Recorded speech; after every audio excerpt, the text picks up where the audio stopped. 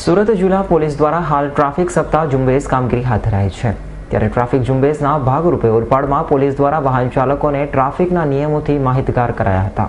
6 નવેમ્બરથી 20 નવેમ્બર સુધી સુરત જિલ્લા પોલીસ દ્વારા ટ્રાફિક સપ્તાહ ઝુંબેશના ભાગરૂપે ઓલપાડમાં પણ પીઆઈએમબી રાઠોડ, એએસઆઈ મહાદેવરાવ, કિશનરાવ સહિતની પોલીસની ટીમે ખડે પગે રહી વાહન ઉપર સ્ટીકરોનો ચોંટાડો સાથે ટ્રાફિકના નિયમોથી માહિતગાર કર્યા હતા। દ્વિચક્રી વાહન ચાલકોને હેલ્મેટ ફરજિયાત પહેરવું તેમજ 4 વ્હીલ ચાલકોએ સીટ બેલ્ટ ફરજિયાત બાંધી ગાડી હંકારવી એ બાબતે સમજણ આપવામાં આવી હતી। તેમજ ટ્રાફિકના નિયમોનું પાલન કરવાથી વાહન ચાલકો દ્વારા થતા અકસ્માતોથી જાનહાનિ ટળી શકે છે એવું ઓલપાડ પોલીસ ઇન્સ્પેક્ટર એમબી રાઠોડે કહ્યું હતું। આખા ગુજરાતમાં તારીખ 6/11/2014 થી તે તારીખ 20/11/2014 સુધી ટ્રાફિક સપ્તાહનું ગુજરાતમાં આયોજન છે। કે ટ્રાફિક સપ્તાહમાં લોકોને ટ્રાફિક બાબતે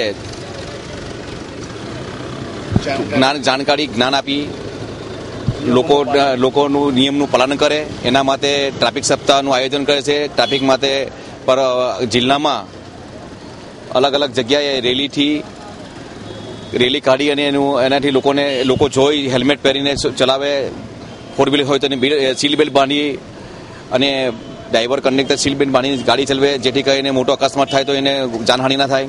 એના માટે લોકો એ જોઈ અને અનુકરણ કરે અને જે નિયમનું પાલન કરે એના માટે ટ્રાફિક સપ્તાહનું આયોજન અત્યારે હાલ ચાલુ છે, આજરોજથી ચાલુ છે।